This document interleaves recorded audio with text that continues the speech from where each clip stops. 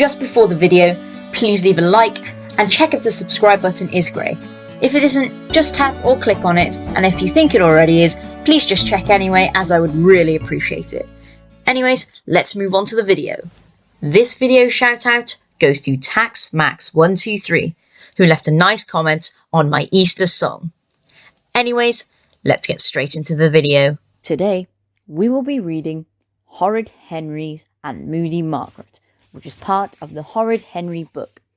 If you haven't seen some of the other stories in this book, simply click or tap on the eye icon in the top right of your screen to access the playlist. Anyways, let's get straight into it.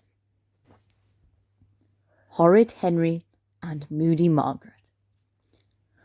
I'm Captain Hook. No, I'm Captain Hook. I'm Captain Hook, said Horrid Henry. I'm Captain Hook, said Moody Margaret. They glared at each other. It's my hook, said Moody Margaret. Moody Margaret lived next door. She did not like Horrid Henry, and Horrid Henry did not like her. But when Rude Ralph was busy, Clever Claire had flu, and Sour Susan was her enemy, Margaret would jump over the wall to play with Henry. Actually, it's my turn to be Hook now, said Perfect Peter. I've been the prisoner for such a long time. Prisoner, be quiet, said Henry. Prisoner, walk the plank, said Margaret. But I've walked it 14 times already, said Peter. Please, can I be Hook now? No, by thunder, said Moody Margaret. Now out of my way, worm.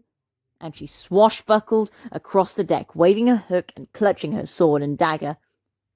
Margaret had eye patches and skulls and crossbones and plumed hats and cutlasses and sabres and snickersees. Henry had a stick.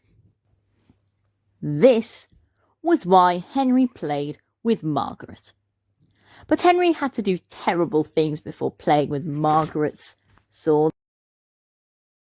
Sometimes he had to sit and wait while she read a book. Sometimes he had to play mums and dads with her. Worst of all, please don't tell anyone. Sometimes he had to be the baby. Henry never knew what Margaret would do. When he put a spider on her arm, Margaret laughed. When he pulled her hair, Margaret pulled his harder. When Henry screamed, Margaret would scream louder, or she would sing, or pretend not to hear. Sometimes Margaret was fun, but most of the time she was a moody old grouch. I won't play if I can't be Hook, said Horrid Henry. Margaret thought for a moment. We could both be Captain Hook, she said. But we only have one Hook, said Henry, which I haven't played you with yet, said Peter. Be quiet, prisoner, shouted Margaret. Mr. Smee, take him to jail. No, said Henry. You will get your reward, Mr. Smee, said the captain, waving her hook. Mr. Smee dragged the prisoner to the jail. If you're very quiet, prisoner, then you are freed and you can be a pirate too, said Captain Hook. Now give me the hook, said Mr. Smee. The captain reluctantly handed it over. Now I'm Captain Hook, and you're Mr. Smee, shouted Henry. I order everyone to walk the plank. I'm sick of playing pirates, said Margaret. What? Let's play something else. Henry was furious. That was just like Moody Margaret.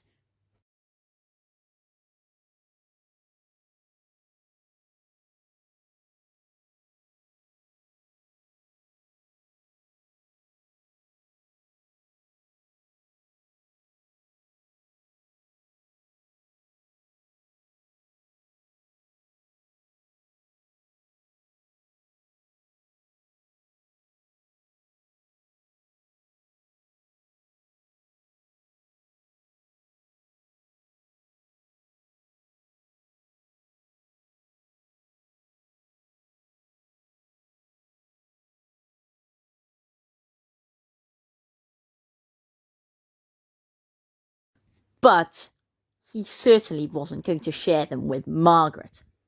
"You can have a radish," said Henry.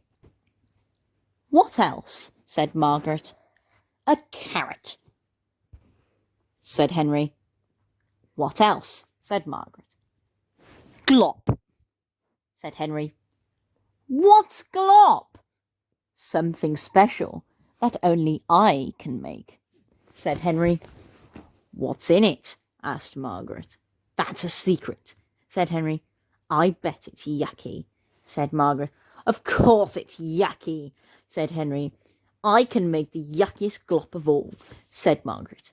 "That's because you don't know anything. No one can make yuckier glop than I can." "I dare you to eat glop," said Margaret. "I double dare you back," said Henry. "Dares go first." Margaret stood up very straight. "All right," said Margaret.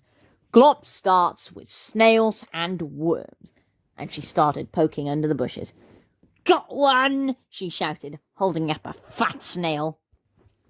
"Now for some worms," said Margaret. She got down on her hands and knees and started digging a hole. "You can't put anything from outside into glop," said Henry quickly. "Only stuff in the kitchen." Margaret looked at Henry. "I thought we were making glop," she said. "We are," said Henry. "My way, because it's my house." Horrid Henry and Moody Margaret went into the gleaming white kitchen. Henry got out 2 wooden mixing spoons and a giant red bowl. "I'll start," said Henry. He went to the cupboard and opened the doors wide. "Porridge!" said Henry. And he poured some into the bowl. Margaret opened the fridge and looked inside. She grabbed a small container. "Soggy semolina!" shouted Margaret. Into the bowl it went. "Coleslaw, spinach, coffee, yogurt, flour, vinegar, baked beans, mustard, peanut butter, mouldy cheese, pepper, rotten oranges." "And ketchup!"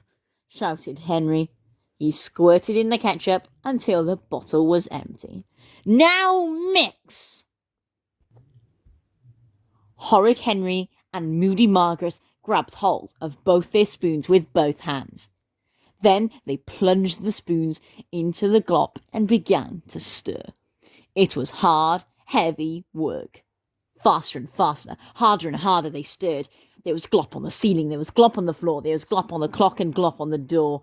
Margaret's hair was covered in glop, so was Henry's face. Margaret looked into the bowl. She had never seen anything so yucky in her life.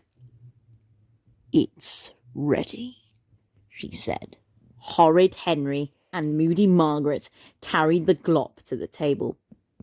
Then they sat down and stared at the sloppy, slimy, sludgy, sticky, smelly, gooey, gluey, gummy, greasy, gloopy glop.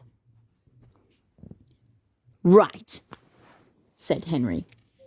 "Who's going to eat some first?" There was a very long pause. Henry looked at Margaret. Margaret looked at Henry. "Me," said Margaret. "I'm not scared." She scooped up a large spoonful and stuffed it in her mouth. Then she swallowed. Her face went pink and purple and green. "How does it taste?" said Henry. "Good," said Margaret, trying not to choke. "Have some more, then," said Henry. "Your turn first," said Margaret. Henry sat for a moment and looked at the glop. "My mum doesn't like me to eat between meals," said Henry. "Henry!" hissed Moody Margaret. Henry took a tiny spoonful. "More!" said Margaret. Henry took a tiny bit more. The glop wobbled lumpily on his spoon. It looked like Henry did not want to think about what it looked like. He closed his eyes and brought the spoon to his mouth. Yum, said Henry. We didn't eat any, said Margaret. That's not fair. She scooped up some glop, and I dread to think what would have happened next if they had not been interrupted.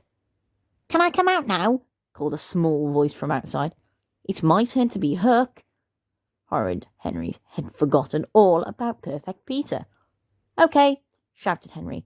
Peter came to the door. I'm hungry, he said. Oh, come in, Peter, said Henry sweetly. Your dinner is on the table. The end.